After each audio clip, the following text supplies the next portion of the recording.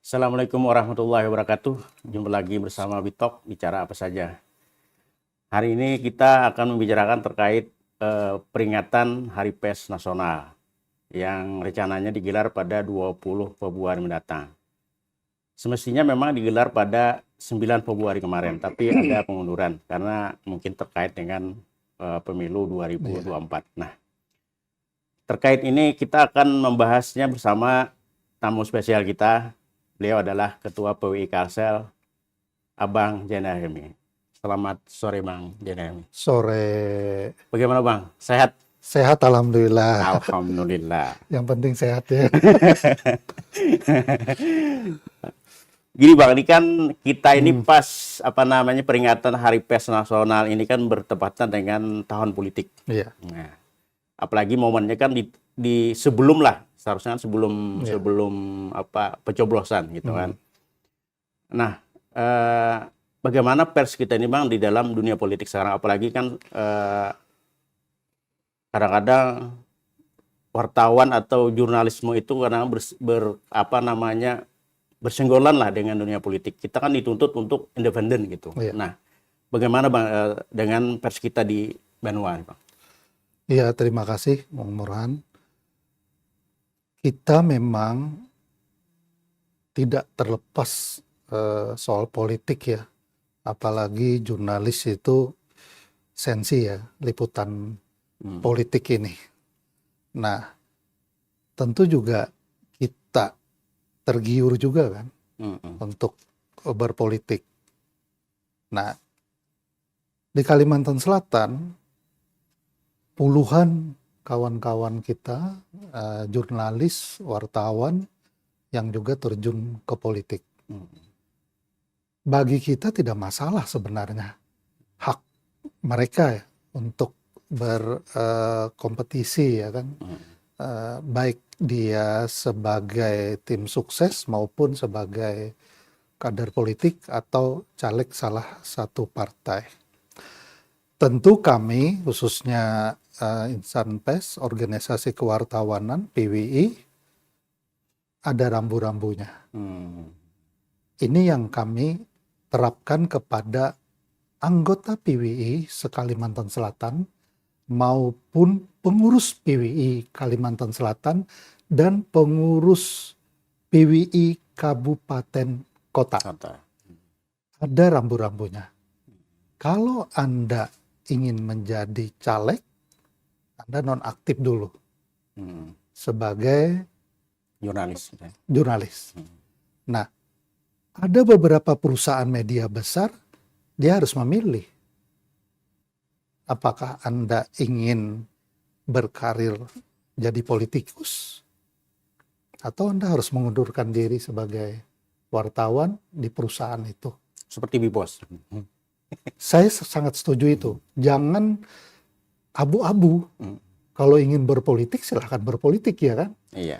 Nah, jadi netralitas atau independensi jelas ya kan. Kalau Anda ingin berkarir di politik silakan. Jangan membawa-bawa kita sebagai jurnalis ya kan. Tentu ada banyak hal kalau misalnya kita tetap berada di jalur media misalnya ya kan. Terus mereka terjun ke politik, itu tidak akan bisa garis benang merahnya itu ya kan membedakan yang mana politik, apakah bisa netral wartawan itu. Kepentingan politik atau kepentingan perusahaan atau kepentingan pribadi untuk politiknya. Tapi yang jelas kami PWI tegas. Silahkan Anda sebagai pengurus PWI berpolitik, Anda harus mundur dari kepengurusan. Kalau Anda juga sebagai anggota PWI, Anda harus nonaktif sebagai wartawan. Nah, ini yang kami lakukan. Saya lupa berapa jumlahnya yang kami rekomendasikan ke PWI dan Dewan Pers yang caleg dari PWI kita sampaikan. Jadi dalam pantauan kita, alhamdulillah mereka juga tidak menyalahi wewenang untuk kegiatan jurnalistik. Karena ini dipantau masyarakat ya. Kalau dia misalnya membuat karya tulis terkait dengan politik untuk kepentingan partai atau caleg dia sendiri, itu bisa dilaporkan kan, bisa diadukan. Anda tidak netral. Nah, tentu kami akan bertindak kan. Tindakan kami tentu ya peringatan keras atau dicabut kartu PWI-nya. Kalau dia sudah uji kompetensi wartawan, ya kita usulkan untuk dicabut di Dewan Pers. Itu tegas kami itu. Kalau sekarang ini kan ini kan bukan rahasia umum juga kan. Ada beberapa misalnya pemilik media kemudian yang biasa kadang-kadang terafiliasi dengan partai kemudian atau dengan paslon atau sejenisnya. Nah, bagaimana PWI menyikapi seperti itu, Bang? Iya, karena kita ini tidak terlepas ada kepentingan pemilik modal ya. Kebetulan pemilik modal ini biasanya ya partisan ya. Malah ada pemilik partai. Pemilik partai itu dan mudah kan. Nah, tentu di keredaksian itu atau di media, di perusahaan media itu kan ada dua ya. Ada manajemen redaksi, ada manajemen perusahaan. Tentu ini jadi konflik. Nah, ini terjadi di media-media besar. Salah satu misalnya dia ingin memberitakan ini, tapi manajemen menyebut ini akan berdampak kepada bukan hanya pada pemasaran iklan, tapi juga pemasang iklan. Terus kalau misalnya televisi pemirsa akan turun jumlahan, itu dampaknya. Nah, kalau misalnya terjadi pelanggaran, biasanya Komisi Informasi, KPI di Komisi Penyiaran biasanya kalau misalnya produk jurnalistiknya melanggar aturan. Tentu Dewan Pers juga tidak tinggal diam kan, produk-produk jurnalistik yang memang tidak netral, tentu ini akan jadi sorotan.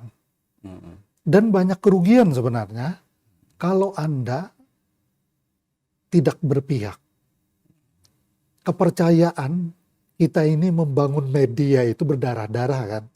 Menjaga kepercayaan itu susahnya luar biasa. Hanya karena kita mendukung salah satu paslon menyebabkan jumlah pengunjung, follower kita, terus pemeriksa kita. Nah, itu yang dirasakan oleh media-media televisi nasional. Nah, ada beberapa sebenarnya yang dapat teguran. Saya dapat mendengar juga dari Komisi Penyiaran yang tidak etis di dalam saya tidak berimbang gitu ya, Pak? Tidak berimbang. Nah, itu. Tapi ya itu tadi, apakah perusahaan media itu menggadaikan hanya gara-gara tidak netral? Kepercayaan itu susah membangunnya. Saya pikir itu yang perlu kita perhatikan. Apakah media itu dengan ketidaknetralannya akan membuat dampak keseluruhan dari perusahaan medianya. Nah, secara implisit memang bagus pemberitaannya kan, tapi dampak ke perusahaan. Kita ini kan menjaga dua mata ini kan, bagaimana selaras antara manajemen keredaksian dengan manajemen perusahaan. Kita, mohon maaf, selalu terjadi perdebatan kan antara manajemen redaksi dengan manajemen perusahaan nih. Selalu rapat-rapat itu kan selalu jadi ajang pertentangan kita kan. Ini berita bagus, tapi dampaknya kepada perusahaan juga sangat besar. Ini kan Bang, nanti juga kan kita nih mau pilkada juga kan. Iya. Setelah pemilu ini juga pilkada. Nah, biasanya ada juga, ini kan gampang sekarang tuh membuat web-web, kemudian portal-portal, Iya. yang kom-kom lah Bang. Kan? Iya. Jadi kadang-kadang sebelum momen itu sedang bermunculan lah. Jadi Iya. kom-kom itu kan membuat berita-berita yang tidak berimbang, yang apa namanya, yang menguntungkan salah satu calon Pasangan, atau calon, yang ya. satu pihak, atau Ya. menjelekan satu pihak yang lain. Nah, bagaimana POI untuk apa namanya, menanggulangi seperti ini, Bang? Iya, kita kemarin bersama Dewan Pers ada pelatihan untuk 100 wartawan ya kan. Salah satunya untuk penulisan itu. Nah, yang jadi persoalan media yang standar ya, misalnya media mainstream ya, Banjarmasin Post ya kan, lalu terus media cetak lain, ada televisi apa-apa, tidak masalah sebenarnya ya kan. Yang jadi persoalan sekarang adalah media online dan media sosial.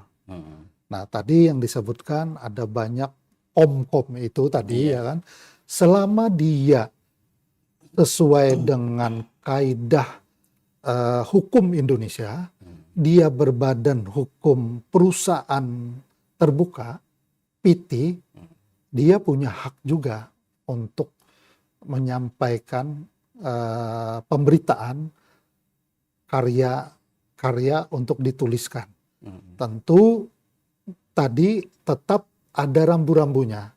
Ada kode etik perusahaan, ada kode etik wartawan, dan tetap di bawah Undang-Undang Pers nomor 40 tahun 99. Sekarang yang jadi persoalan begini, apabila perusahaan, bukan lagi perusahaan ya, yang namanya media.com misalnya, dia tidak berbadan hukum Indonesia, itu bukan karya jurnalistik, tidak berbentuk berita, tapi cuma informasi. Kalau masyarakat keberatan dengan informasi atau berita yang merugikan pasangan lain, silakan laporkan Undang-Undang IT atau pencemaran nama baik. Itu bukan karya jurnalistik, bukan berita. Karya jurnalistik itu, berita itu terbit di media yang berbadan hukum Indonesia. Itu sudah tegas dan jelas.